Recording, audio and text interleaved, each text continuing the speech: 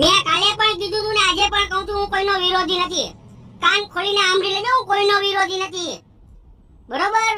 મારો ખાલી વિરોધ આ બ્યુટી પાર્લર વાળીઓ આવે છે કે આ ગેરેજમાં મારુતિ સુઝુકી જાય છે ને BMW બહાર આવે છે.